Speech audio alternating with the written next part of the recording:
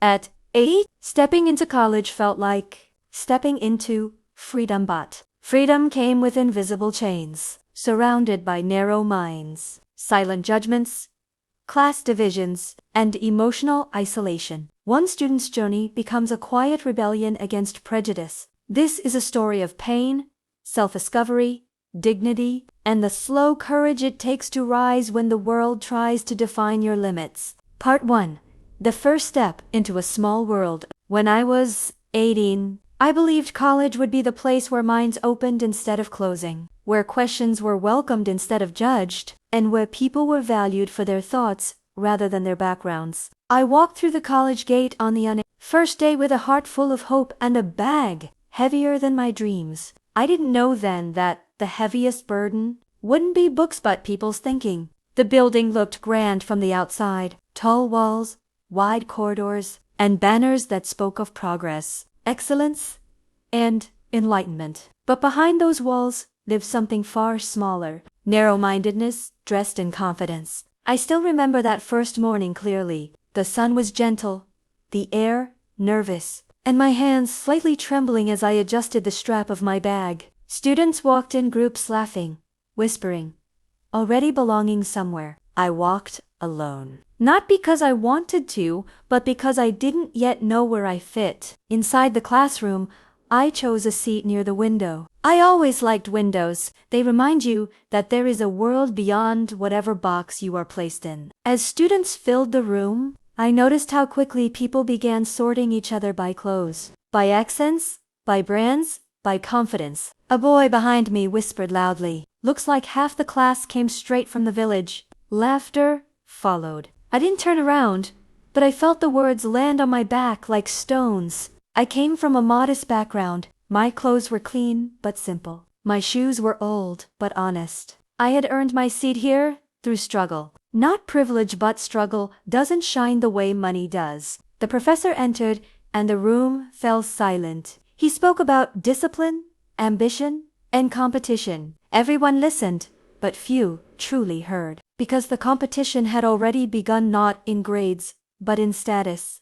During the break, clusters formed quickly. Rich students with rich jokes. Confident students with confident lies. I stood near the notice board, pretending to read something I already understood, just to avoid looking lost. That's when someone bumped into me. "Watch it," he said, without even looking at me. "I'm sorry," I replied instinctively, though it wasn't my fault. He glanced at me then quickly, dismissively, and walked away. That was my first lesson in college.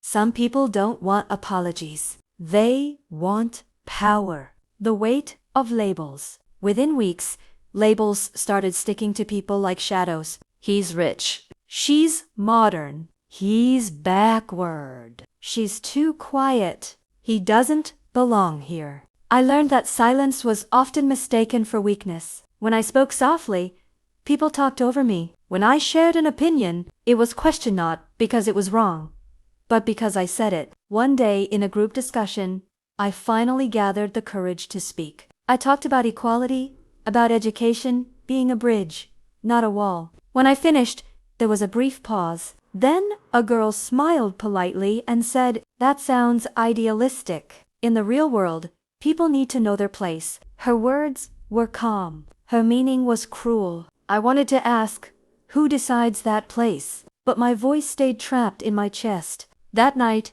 I lay on my bed, staring at the ceiling fan, listening to its slow rotation, wondering if I was rotating too, stuck in the same place while others moved ahead. Loneliness in a crowd. College was noisy, but my life became quiet. I ate alone most days. I walked alone between classes. I studied alone because group studies felt like battlegrounds of ego. Sometimes, I wondered if something was wrong with me. Maybe I wasn't interesting enough. Maybe I was too serious. Maybe I was invisible. But deep down, I knew the truth. I didn't fit their narrow box, and they didn't like that. Some professors unknowingly encouraged this mindset. They praised fluent English over thoughtful ideas, confidence over content. Students who spoke loudly were considered intelligent. Students who listened deeply were overlooked. Once, after submitting an assignment I had worked on 4 nights, a professor said, "You've written well." surprisingly well. Surprisingly,